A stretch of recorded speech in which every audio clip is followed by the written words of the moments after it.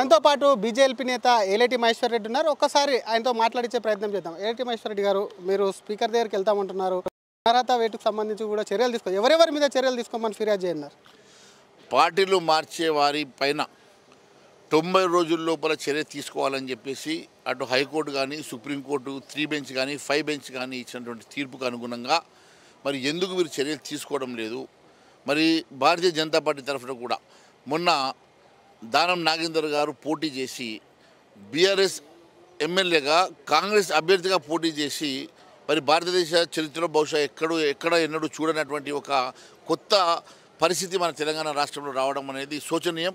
మరి ఎందుకు మరి కాంగ్రెస్ పార్టీ ఇలాంటి వాటిని ఎంకరేజ్ చేస్తూ ఉన్నది? ఎందుకు కాంగ్రెస్ పార్టీ మరి దానం నాగేంద్ర అంశం లోపల మరి ఎందుకు అనర్హత వేటు వేయడం లేదు అనేది అర్థం కావడం లేదు. మేము పిటిషన్ ఇస్తామని చెప్పి వారం రోజుల నుంచి మేము ప్రయత్నం చేస్తూ ఉంటే స్పీకర్ గారు అందుబాటులోకి రాకపోవడం, సెక్రటరీ గారు తీసుకోకపోవడం, మరి వార్డులో ఇస్తేనేమో ఇది అక్నాలెడ్జ్మెంటు మాకు స్పీకర్ గారు మాకు అందదని చెప్పడం, ఇవంతా చూస్తూ ఉంటే ఇది నిజంగా కూడా ఈ రాష్ట్రంలో ప్రజాస్వామ్యం ఉన్నదా? ఇదే నా ప్రజాపాలన అంటే? ప్రజాపాలన అన్నారు కదా, మీకెందుకు ఇవ్వట్లేదు? మరి ప్రజాపాలన అంటే ఇదేనా అని అడుగుతూ ఉన్నాం. మాకు అర్థం కానటువంటి పరిస్థితి ఏమనంటే, ప్రజాపాలన అంటే ఈరోజు మీరు చూశారు, ఒకవైపు జూనియర్ డాక్టర్స్ అందరూ కూడా ఆందోళన చేస్తూ ఉంటే కనీసం వారిని మరి మీడియాను కూడా అలౌ చేయకుండా అణిచివేయడము, ఇక్కడ ఉన్నటువంటి పాపం ఏబీబీ వాళ్ళను మొన్న కూడా విచక్షణ రహితంగా లాఠీ చార్జ్ చేసి కొట్టారు. ఈరోజు కూడా విచక్షణ రహితంగా లాఠీ చార్జ్ చేసి కొట్టడం జరిగింది. ఈ రకంగా మరి విద్యార్థుల్ని, నిరుద్యోగుల్ని ఈ రకంగా మీరు లాఠీ చార్జీలతో అణచివేసే ప్రయత్నం చేయడం అనేది ఎంతవరకు మరి సమంజసం? ఇది ముఖ్యమంత్రి గారు చెప్పాల్సిన అవసరం ఉంది. నిన్నటి వరకు పీసీసీ అధ్యక్షుడిగా ఎన్నో అంశాలు మరి నిరుద్యోగులకు న్యాయం చేస్తారని చెప్పినటువంటి వ్యక్తి ఈరోజు సడన్గా మరి నిరుద్యోగుల విషయంలో కానీ, విద్యార్థుల విషయంలో కానీ మరి ఈ రకమైనటువంటి మరి నిర్ణయం తీసుకోవడము చాలా బాధాకరంగా ఉన్నది. ఈరోజు ఇది ప్రజాపాలన కాదు, ఒక రాక్షస పాలన ఈ రాష్ట్రం నడుస్తున్నదని తెలియజేస్తాం. దానం మీద ఇంకా, ఎందుకంటే పార్టీ ఫిరాయించిన దాదాపుగా 7 ఉన్నారు, ఇంకా పోయే వాళ్ళు కూడా ఉన్నారు, వారందరి మీద ఇస్తారా? అందరి మీద తప్పకుండా ఇస్తాం. ఈరోజు మాత్రం దానం నాగేంద్ర గారి పిటిషన్ మేము ఈరోజు సబ్మిట్ చేయబోతున్నాం. బికాజ్ ఎందుకంటే ఇంత ఒక పార్టీలో గెలిచి ఇంకో పార్టీ నుంచి కాంటెస్ట్ చేసిన వ్యక్తి మీద కూడా మీరు నిర్ణయం తీసుకోవాలని దుస్థితి ఉండడం అనేది చాలా బాధాకరం. ఈయన మీద కూడా ఇస్తాము.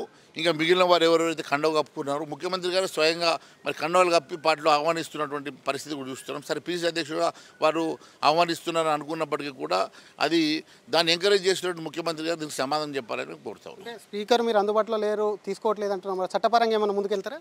తప్పకుండా చట్టపరంగా కూడా మేము ముందుకెళ్తాం. మేము హైకోర్టు, సుప్రీంకోర్టులో కూడా దీని మీద పిటిషన్ వేయబోతున్నాం. ఎవరైతే ఇతర పార్టీలో గెలిచిన వారు వేరే పార్టీలో జాయిన్ అయితే సాగు దప్పు కొట్టాలని చెప్పినటువంటి ముఖ్యమంత్రి గారు ఈరోజు మరి ఏ రకమైన దప్పు వాళ్ళ ఇంటి ముందు కొట్టిపియాలనో వారు చెప్పాలి. మరి మీ పార్టీలో కూడా కొంతమంది జాయిన్ అవుతారని ఇప్పటికే పెద్ద ఎత్తున చర్చ జరుగుతుంది. ఎంతమంది చేరబోతున్నారు? మీతో ఎవరైనా టచ్లో ఉన్నారా? చూడండి, అది హైకమాండ్ చూసుకుంటుంది. భారతీయ జనతా పార్టీ చాలా స్పష్టంగా ఉన్నది.